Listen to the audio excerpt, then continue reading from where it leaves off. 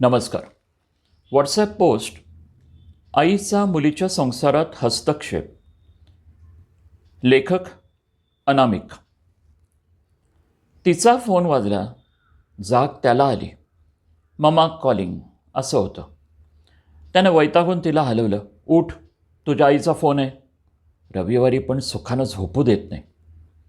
तिनं फोन घेतला. सोनू उठली का? अगं कांद्याचं थालीपीठ करणार आहे नाश्त्याला, येतेस का? अगं आई अजून झोपेत आहे ग मी.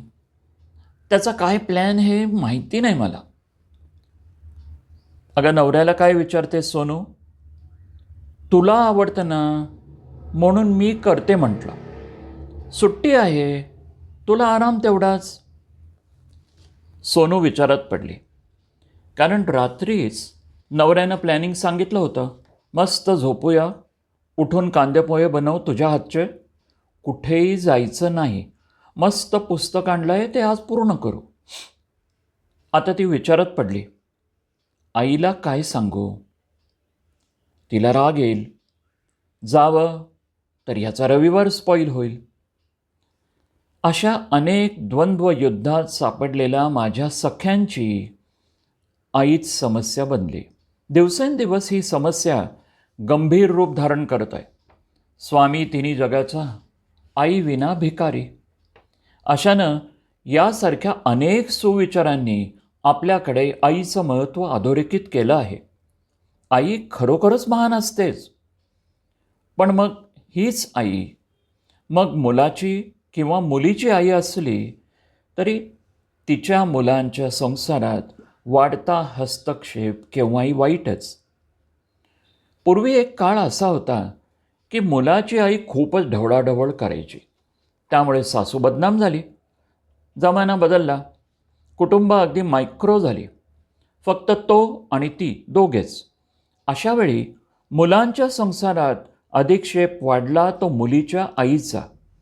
तिच्या वाट्याला न आलेल्या राजा राणीच्या संसाराची स्वप्न ती लेकीच्या संसारात पाहू लागली. मग प्रत्येक गोष्ट ती स्वतःच्या मताप्रमाणे तिच्या संसारात करू लागली. मुलगाही सुरुवातीला तिची जबाबदारी तिच्या आईनं घेतलेली बरी. ह्याच्या आईनं घेतली तर उडणाऱ्या खटक्यांमध्ये त्याचं सँडविच होणार, त्यापेक्षा हे बरं. तो सुरुवातीला सोयीस्कर दुर्लक्ष करतो. पाहुण्यांच्या काठीनं साप मारण्याचा हा प्रकार. मग सुरुवातीला केलेलं हे दुर्लक्ष नंतर अंगाशी यायला सुरुवात होते. मग तिची आई जणू यांच्या संसाराचा ताबाच घेते. मुळातच मुलगी एकुलती एक असल्यानं तिनं लग्नाआधी तिला काही कामच लावलेलं नसतं. माझ्या मुलीला मुलासारखं वाढवलं अशा थाटात सांगणाऱ्या आईला आता तिचं लग्न झाल्यावर तिला संसाराचा गाडा हाकायला आपण समर्थ बनवलं नाही हे जाणवतं. मग ती आई तिला सकाळी उठल्यापासून फोन करायला लागते. उठली का? चहा झाला का? नाश्त्याला काय केलं आहे? इथपासून ते घरी किराणा सामान, भाजी घ्यायच्या वस्तू, या सगळ्यात ती सल्ले देऊ लागते. मग तिचा अधिक्षेप नको इतका वाढू लागला. आता मात्र ही आई डोकेदुखी बनली. कोणत्याही नात्यात एका सीमारेषा पलीकडे हस्तक्षेप केला की ते नातं बिघडतं. त्यातून सल्ला देणारी आई जर समतोल विचारांची नसेल, चुकीचे सल्ले देणारी असेल, तर मुलींच्या संसाराची वाट लागते. माझ्या बघण्यात अशी अनेक उदाहरणं आहेत. आईमुळं मुलींचे संसार उद्ध्वस्त झालेत. मग आईच्या माघारी या मुलींना पश्चात्ताप होतो, पण वेळ निघून गेलेली असते. ही आई त्या मुलीला तिच्या सासरी रममाण होऊच देत नाही.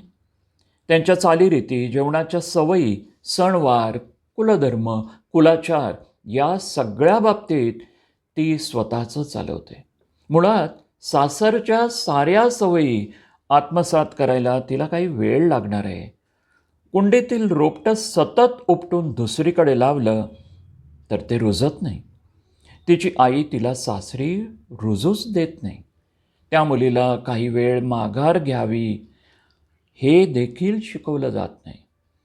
कधी तिचंच चालणार आहे, कधी तिला सासू नवरा यांचं ऐकावं लागणार आहे. याची जाणीव ती आई तिला देतच नाही. ही पॉझिटिव्ह आई तिच्यासाठी सगळे निर्णय स्वतः घेते. मग त्याची जबाबदारी मात्र मुलीवर येते, ज्याचे परिणाम मुलीच्या कुटुंबावर होतात. ती मुलगी समर्थपणे खंबीरपणे तिच्या संसारात उभी राहू शकतच नाही. एक अवस्था अशी येते की मुलीचा घटस्फोट घ्यायची पाळी येते. मग मात्र त्या मुलीला सगळ्याचा पश्चाताप होतो.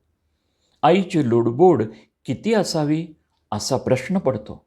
किंबहुना कोणत्याही नात्यात प्रत्येकाला आपल्या सीमारेषा माहिती हव्यात, तरच नाती निर्व्याज निर्मळ फुलतील. धन्यवाद. वाचन संजय इनामदार.